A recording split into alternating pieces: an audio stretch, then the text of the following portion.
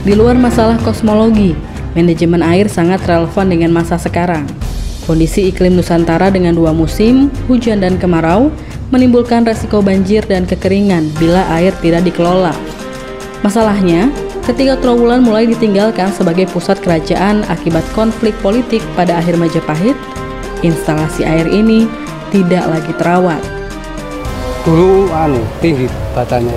Ya, ukuran berapa meter Pak? Diambil orang. Diambil buat apa itu Pak? Ya buat pulang, dibawa pulang itu. Dibawa pulang. Katanya ya kanal Air itu ya. Kanal air. Kok bentuknya kayak bak-bakan kayak gitu Pak? Itu dam pembagian air itu. Untuk pembagian airnya. Pembagian air. Terus sekarang buat apa Pak kalau di situ Pak? Masih berfungsi atau gimana? Ya, tidak, sekarang ya dilindungi oleh negara.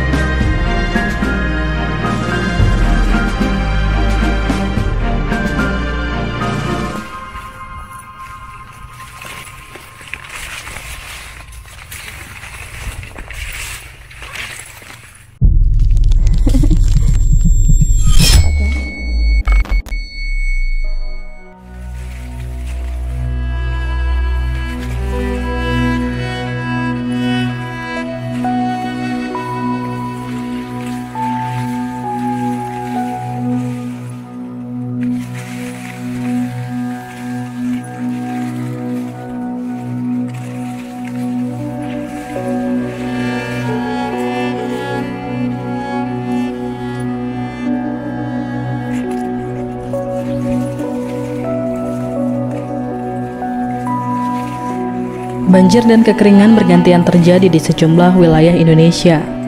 Sementara itu, pada masa Majapahit abad ke-13 sampai 15, air bukan lagi menjadi masalah. Manajemen dan teknologi pengairan dipikirkan secara matang untuk kepentingan kerajaan Majapahit dan juga rakyatnya.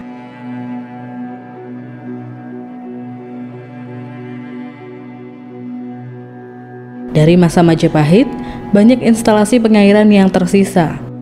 Sebagian masih digunakan masyarakat sebagai jaringan irigasi yang tidak pernah kering, seperti terowongan air bawah tanah di Duku Surowono, Desa Canggu, Kecamatan Pare, Kabupaten Kediri. Di Kecamatan Trowulan, Kabupaten Mojokerto, instalasi pengairan yang ditemukan lebih lengkap dan beragam, walaupun sebagian sudah terlupakan serta berubah wujud dan fungsi.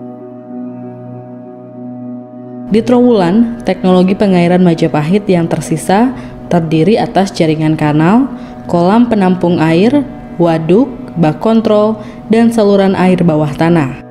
Foto udara Badan Koordinasi Survei dan Pemetaan Nasional mulai tahun 1973 sampai tahun 1980-an menunjukkan keberadaan jaringan kanal di Kecamatan Trowulan, Kabupaten Mojokerto. Jalur kanal yang lurus ini memanjang 4,5 sampai 5,5 km dan bersilangan membentuk kisi-kisi. Lebarnya tidak kurang dari 20 meter. Bahkan ketika dipetakan terakhir kali, panjangnya mencapai 40 sampai 80 meter dan kedalamannya 6 sampai 9 meter. Sisi jalur kanal saat ini masih bisa dikenali, kendati umumnya sudah menjadi persawahan. Bentuknya melebar dan cekung. Sawah yang memanfaatkan sisa kanal ini tidak pernah kering. Di tepian kanal umumnya terdapat selokan dengan susunan bata dari masa Majapahit. Selain menjadi sawah, sebagian kanal sudah menjadi pemukiman, seperti yang terlihat di barat laut Kolam Segaran. Di sekitar makam Troloyo, kanal dibatasi dengan tembok dan dijadikan lapangan parkir. Di perbatasan Mojokerto Jombang, sebagian kanal malah sudah rata dengan permukaan tanah dan siap diaspal menjadi jalan lingkar Mojo Agung. Jaringan kanal yang lurus dengan pola berkisi-kisi, menurut Guru Besar Arkeologi Universitas Indonesia, Profesor Mundarjito, menunjukkan adanya kekuatan penguasa dan massa yang besar untuk membuatnya. Fungsinya diperkirakan sebagai pengendali banjir atau drainase kota, penyedia air, irigasi, dan transportasi.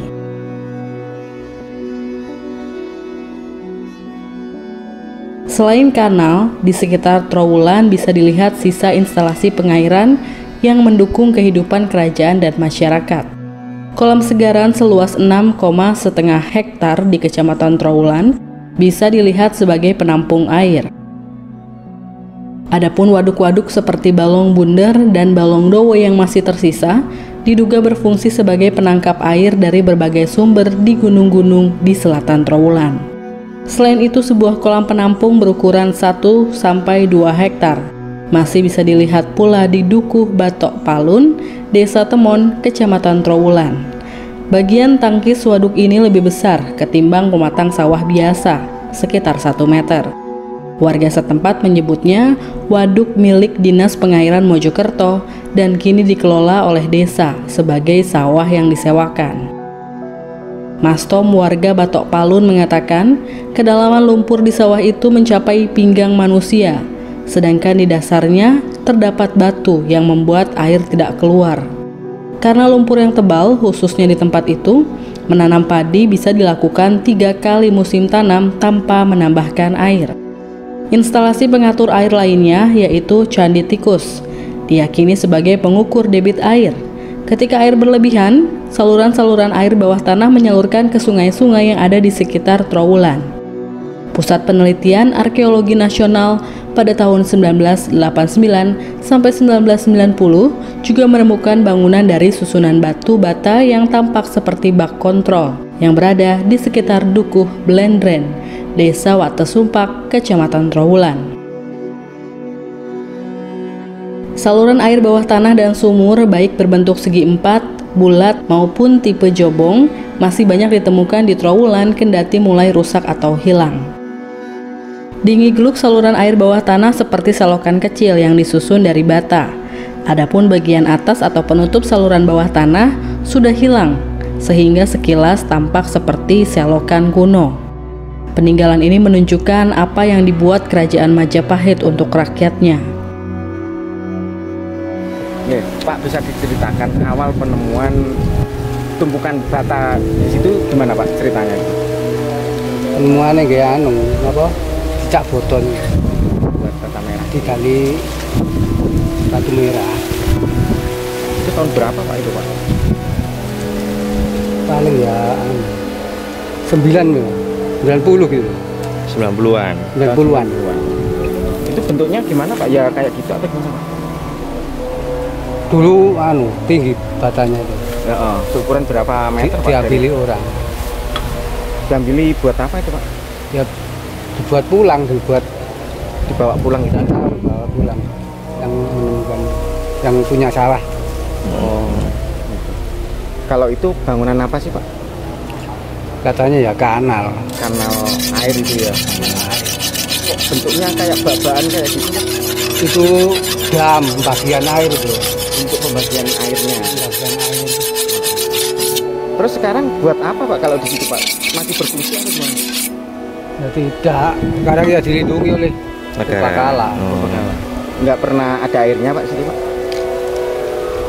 Kalau hujan ya ada. Kalau hujan ya, kalau kemarau kayak gini? Nggak ada. Bapaknya asli beriki, Pak? Asli itu. Pak, itu kalau di timur terus itu kan kanal juga, Pak, ya? Ya itu terusannya. Tembus itu, Pak, ya? Tembus itu. Nanti dibongkar, Pak, beriki, Pak? Dereng. Tapi wonten nggih. Napa bentuknya di kados kanal napa kados pundi? Kanal. Kanal nggih. Boto. Ngarahe pundi? Ngilen napa pundi? Ngilen nggih. Pinten meter, Pak? Bukan semerap. Pokoknya ketok ngoten iki. Niki saya samain itu tanah ini. Tanahnya tinggi ya. Tinggi. Terus buat bata.